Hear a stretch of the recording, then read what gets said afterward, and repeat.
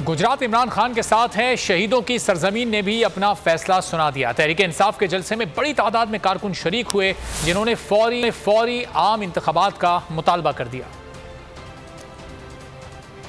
गुजरात में खान की धाक, ज़हूर इलाही स्टेडियम में पीटीआई और मुस्लिम लीग काफ का बड़ा जलसा।